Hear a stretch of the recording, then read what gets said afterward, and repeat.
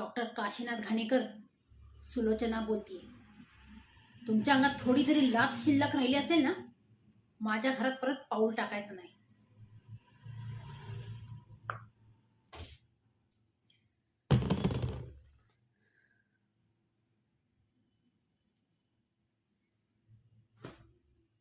हा हा माणूस लग्न करणार आहे तुझ्याशी? तुमचं ते सतत भेटणं, काका काका म्हणून गळ्यात पडणं, मला वाटलं मुलगी नाही म्हणून लळा लागला असेल तुझा, पण तो तुझ्यात बाई शोधत होता. आठवलं तरी किळस येतोय. शिव शिव शिव शिव शिव शिव.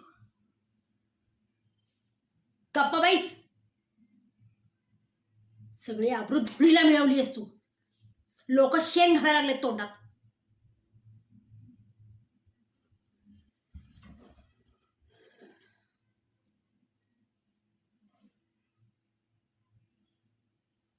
आता तू माझ्या चरित्रावर बोलायला लागलीस.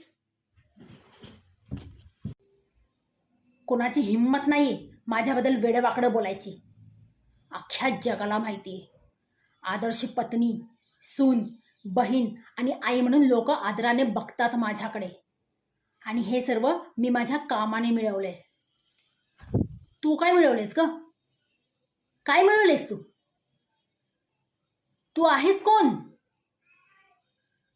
एका अभिनेत्रीची मुलगी? काय एका नट्याची रखेल? कोण आहेस तू? मी पण बघते तो नट म्हणून किती दिवस राहतो आता. अंबाबाईची शपथ, आता मीच संपवते याला.